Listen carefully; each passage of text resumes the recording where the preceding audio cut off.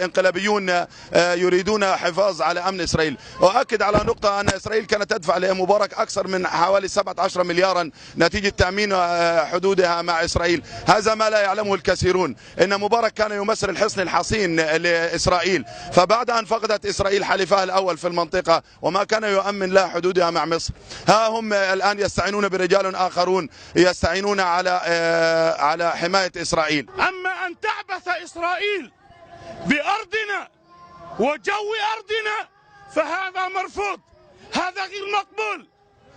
وعلى القيادة العسكرية أن توضح لنا ردة فعلها على هذا الانتهاك الخطير لأجواء مصر بصفة عامة والعمل العسكري بصفة خاصة. فإن كانت طيارة إسرائيلية بدون طيار دخلت المجال الجوي المصري وضربت أحد المواطنين المصريين على أرض مصر فهذه تكبر مصيبة بالنسبة لنا، وحتى لو ضربونا بكل أنواع الطيران لن نترك هذا المكان.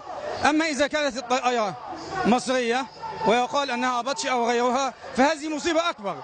إذا كان هذا الفرد أو غيره من أبناء سيناء أو من غير أبناء سيناء ولكن هو على أرض مصر، ألم يستطع الجيش المصري أو القوى المصرية أن تقبض عليه أو تأخذه بدون أن يضرب بالطيران؟ الجانب الأهم والأخطر هو كيفية تعامل واستغلال الجيش المصري أو المجلس العسكري بصفة محددة للإعلام في تضليل الشعب المصري. هو فشل في الداخل فيسعى إلى إثارة المشاكل على الحدود الخارجية لإظهار الأمر على أنه خطر وطني وعظيم، مما يؤكد على أن إسرائيل هي طرف في المؤامرة مع الجيش المصري.